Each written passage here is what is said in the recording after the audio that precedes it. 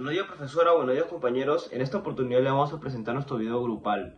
Los integrantes son mi compañero Renato Matza, Juan Carlos Puertas, Diego Fanola, Alex Álvarez y quien les habla, Santiago Villegas. De los años 50 a 80. A comienzos de la década de 1950, el fútbol peruano se volvió profesional. El Perú clasificó por primera vez a un mundial de fútbol por méritos propios en el año 1969. Lo volvió a hacer en el año 1977, siendo ya campeón de un sudamericano en el 1975. Y de la revalorización y dimensión pura simple de nuestros productos que se convirtieron símbolos de nuestra identidad, como el ceviche, el pisco sour, los helados Donofrio, las cervezas, que reflejaban el desarrollo de nuestra industria. El entrampamiento del primer gobierno de Belaúnde, de 1963 a 1968, dio paso a un segundo momento más dividido, marcado por una sensación de urgencia por modernizar el país a paso ligero y manu militari, profundizando el modelo de industrialización por sustitución de importaciones.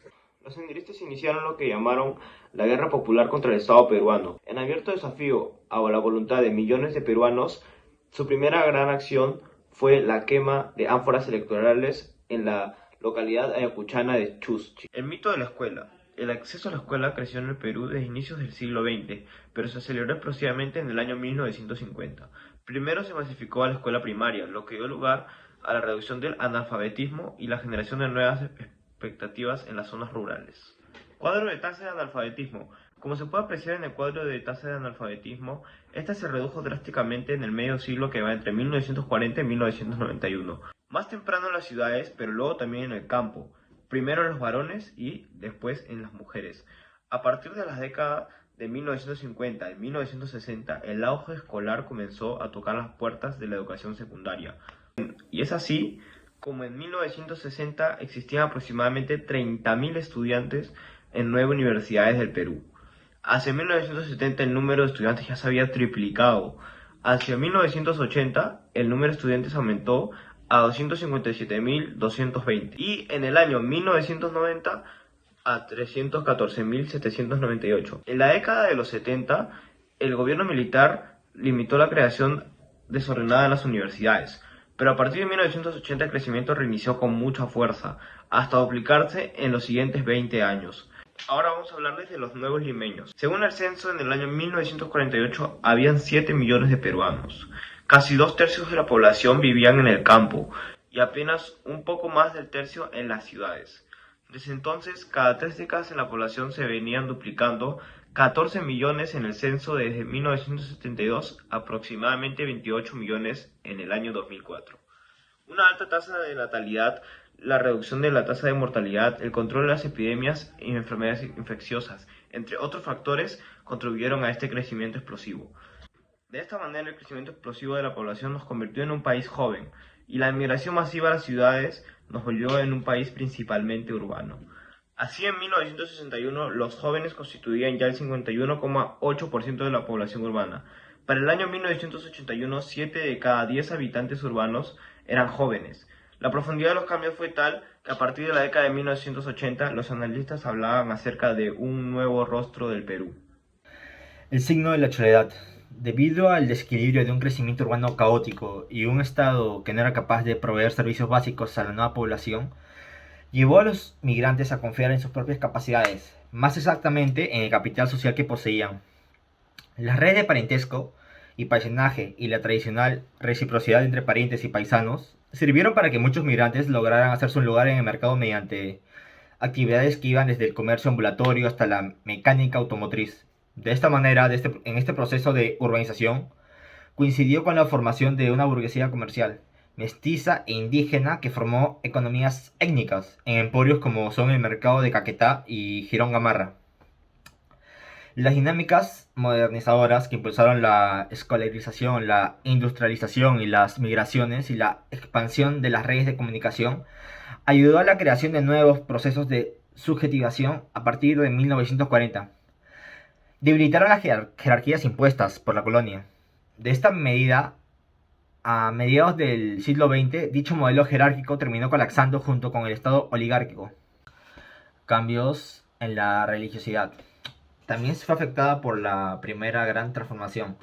Los cambios más importantes en la religión institucional fueron el crecimiento de las iglesias evangélicas y las grandes transformaciones en las iglesias peruanas y latinoamericanas por el Concilio del Vaticano II, a través de la obra Teología de la Liberación escrita por el sacerdote Gustavo Gutiérrez. El Perú produjo por primera vez una reflexión teológica de repercusiones mundiales. La opción preferencia por los pobres que Gutiérrez encontraba en los evangélicos sintonizaba con una época donde las transformaciones y movilizaciones de las mayorías pobres del país signaban en ella.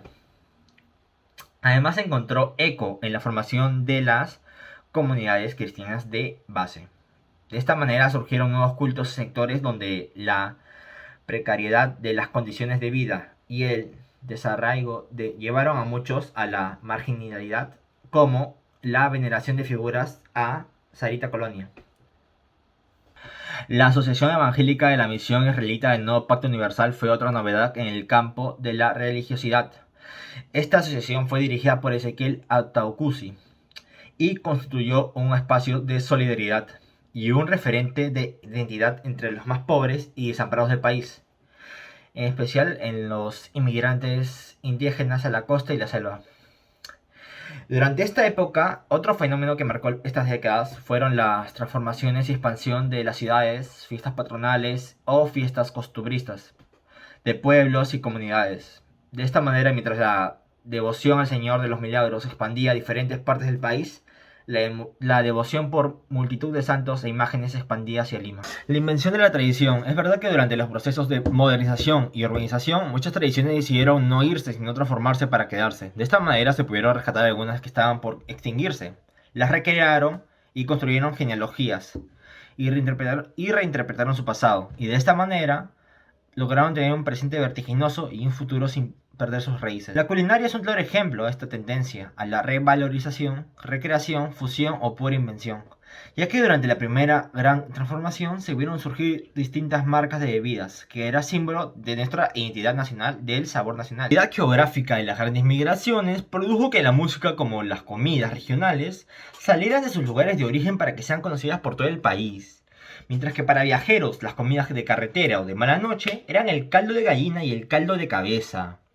En Lima se sumó el aporte oriental, que ayudó al ceviche en dar los contornos y sabores con los que ahora se conoce y caracteriza. En tiempos recientes, Lima se considera en uno de los centros más importantes de la gastronomía latinoamericana. La primera gran transformación no logró igualar la diferencia entre ricos y pobres, ni entre Lima y provincia. La pobreza pone en peligro la diversidad y creatividad cultural. Surgieron de esta manera, en los barrios pobres, modestas invasiones culinarias, las salchipapas, las tripitas y los emolientes, que se popularizaron en la década de los 80. En este periodo terminó con luces y sombras. De un lado se reveló la enorme creatividad generada por los procesos de modernización y democratización social. Por el otro lado, la incapacidad de construir un proyecto nacional para poder superar nuestros problemas ancestrales.